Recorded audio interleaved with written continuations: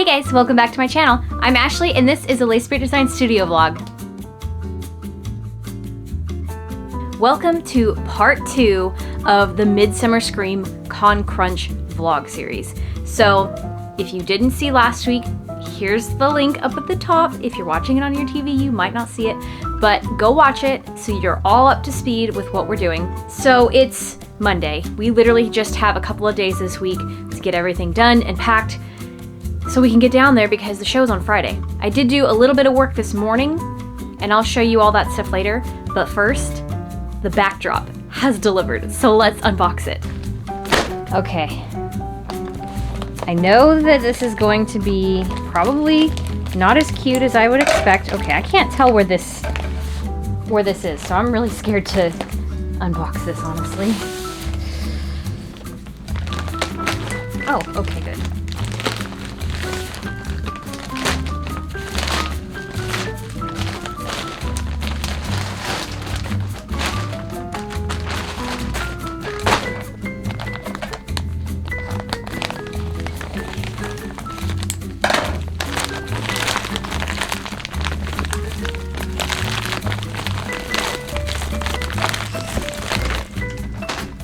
There's Velcro on it. That's cool. That's not what I expected. Okay, this kind of sucks. I thought I ordered it to have pull pockets, and I would have wanted it to be like right here. Or, oh, it does have pull pockets. Oh, okay, okay. All right, I'm going to put this in the front room so I can spread it all out and we can see it together.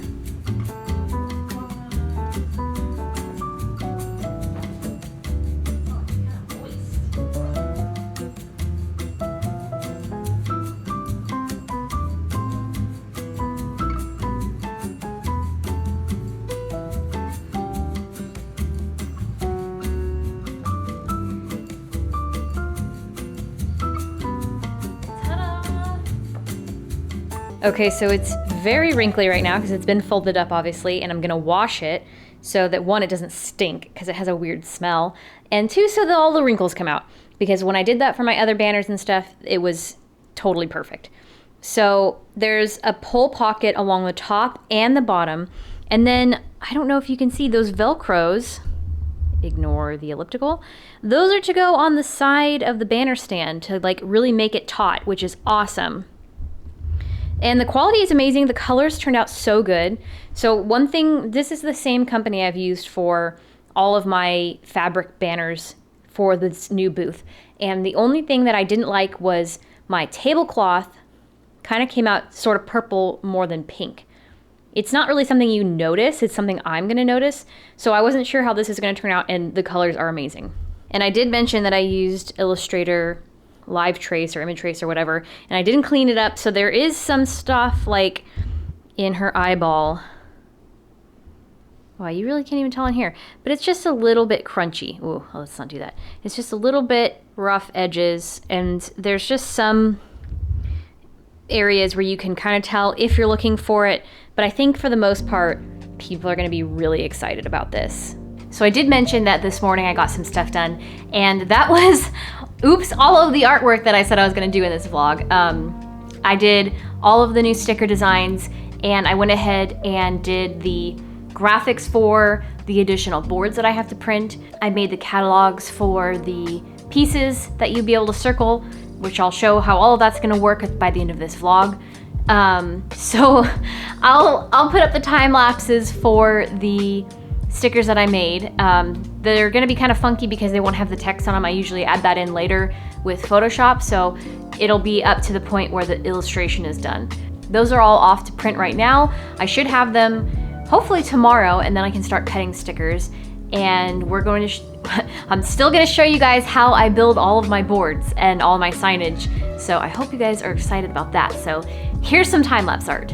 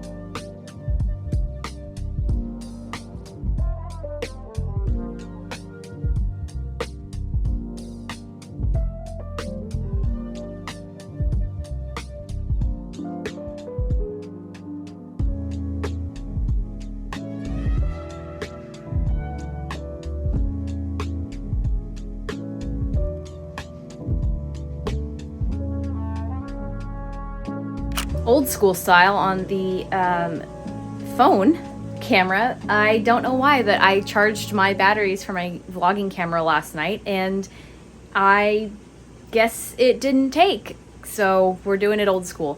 Anyway, I just got back from the printer. I picked up all the stuff that I sent to print earlier this week. Let me show you. So we have the new boards plus everything else on here.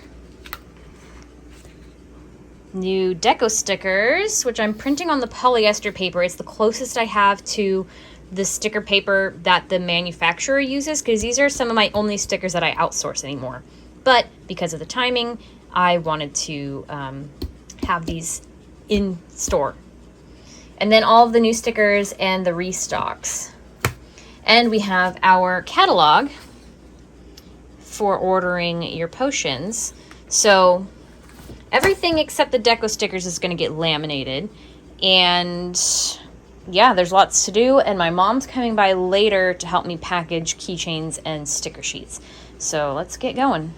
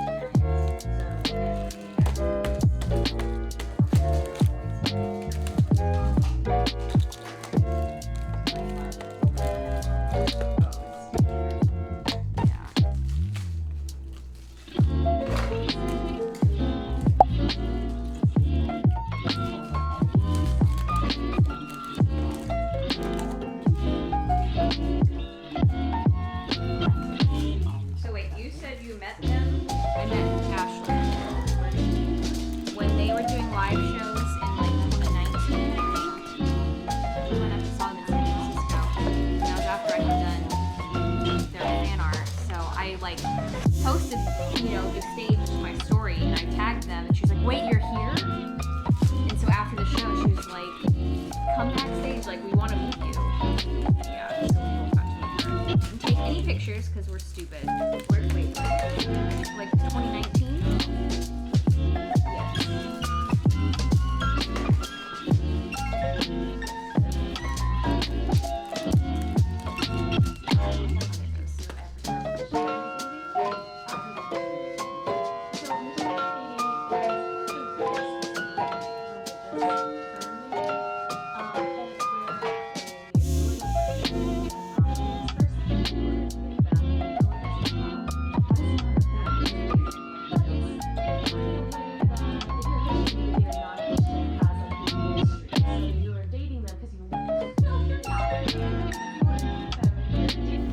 Alright, it is the evening time. My mom and I spent the better half of the afternoon packaging enamel pins, keychains, and my deco sticker sheets. So those are all done.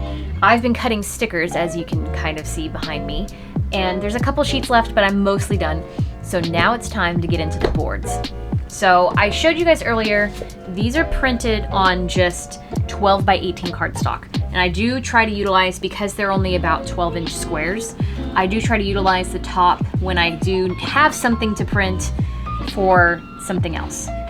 There are two of them that are blank, which is no big deal, honestly. I would have printed more signs, but I've overkill printed signs. So these are just on like a thin cardstock. It's like maybe a cover, 80-pound or 100-pound cardstock, I'm not sure. And it's glossy, but it doesn't really matter because they're gonna get laminated and mounted to foam core. So I'm just using, this is a matte lamination. It's the same lamination I use to make my stickers. And no, I don't share the brand. I'm sorry, this is a Spooky Stickers thing. I don't share the brand of lamination that I use. But my other boards I've made with the glossy, and I don't have that right now, so I'm just using the matte. It's not gonna make a difference, honestly. So let me just get these laminated and then I'll trim them down and then we glue them.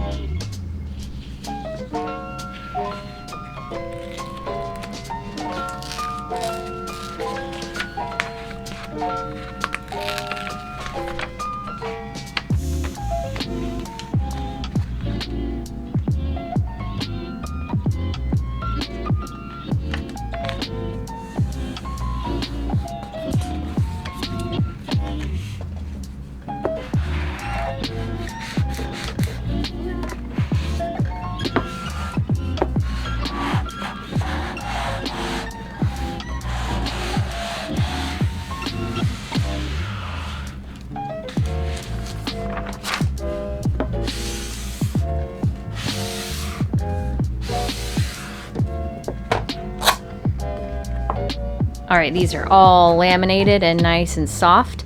So I'm gonna trim them down just so they're easier to load onto the foam boards when they're ready to be glued. I'm gonna do that off camera because it's dark in my living room and that's where the table's set up with the cutter. So I will see you guys when it's time for the gluing.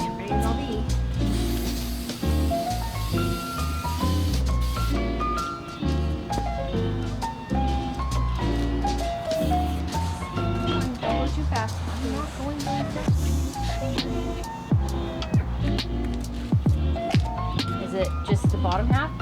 The whole thing?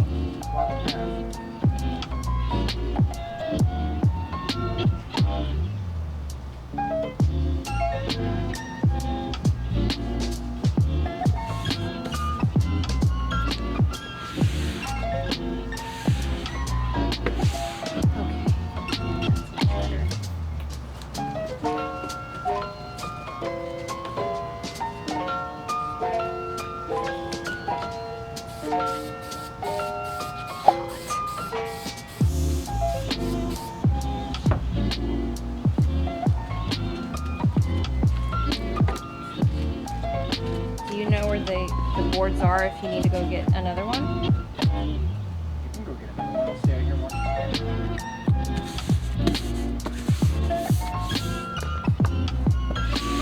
Okay, you can start gluing the last one. And that one definitely covered the whole thing.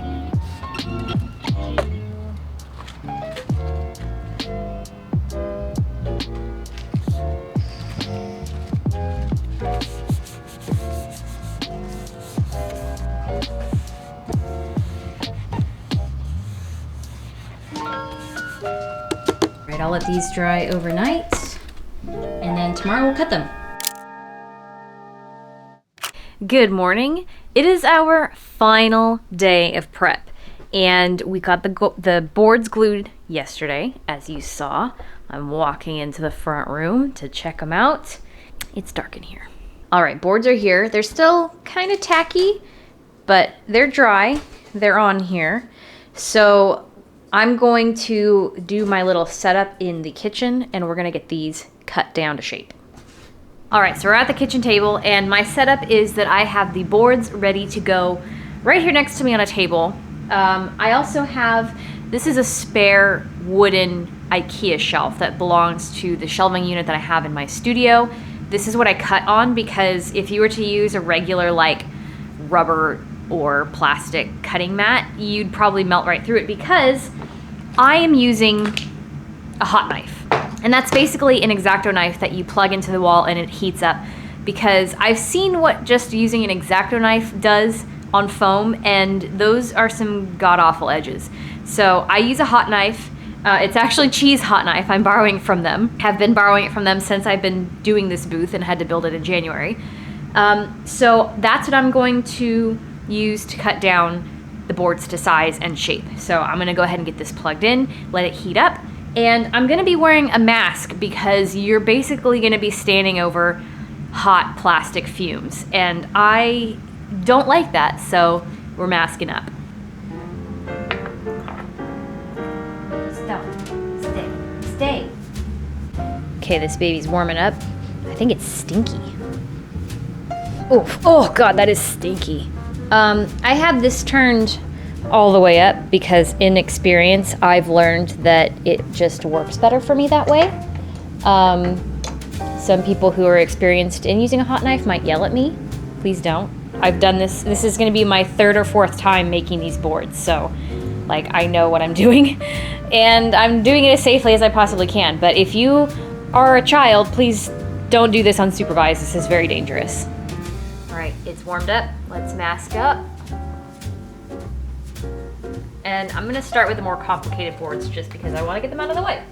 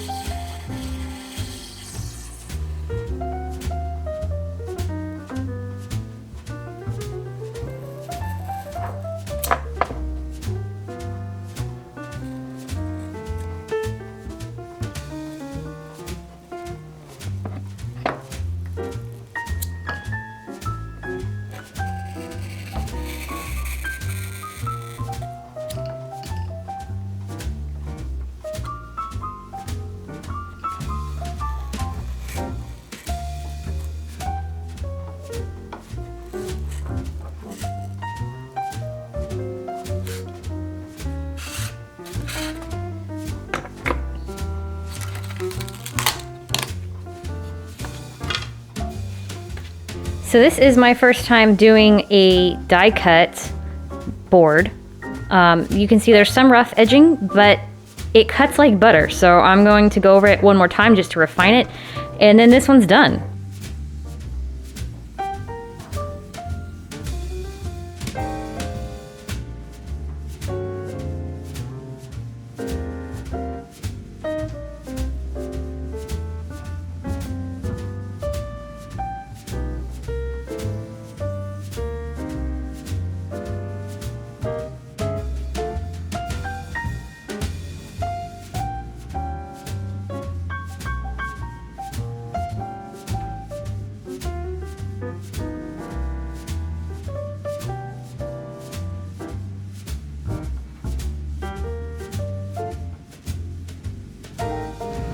So another thing I'll do is, depending on where the board sits on the grids, I will cut more of the corner off if there's going to be any kind of like rough edge of the grid cube connectors that are going to be in the way, so that way it fits flat and isn't all, you know, askew up there. But yeah, you can see I've goofed a little bit where I've cut a little too much, but once it's all up there, nobody's going to notice.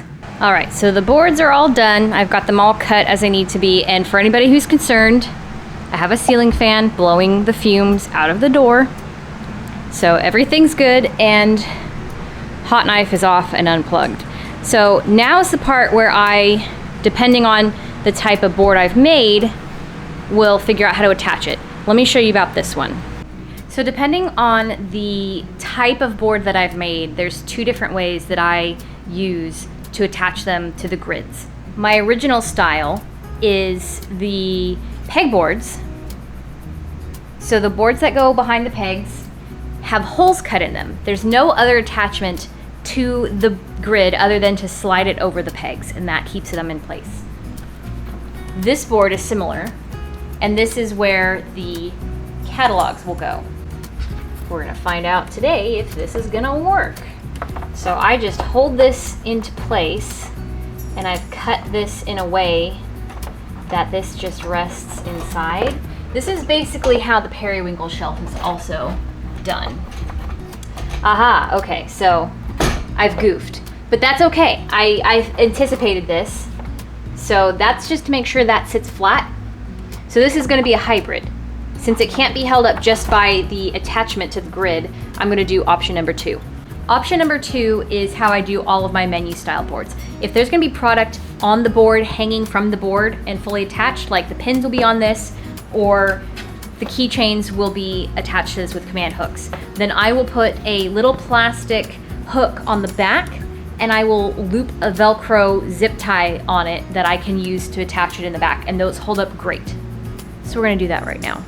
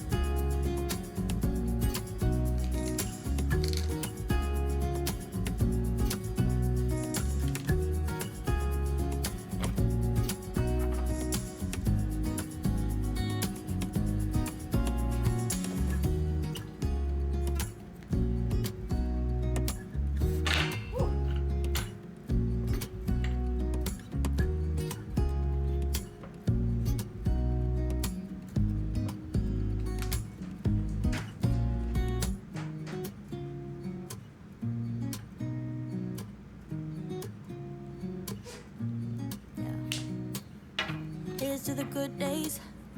Okay, the boards are done. You'll get to see them in the next vlog where I vlog the entire event.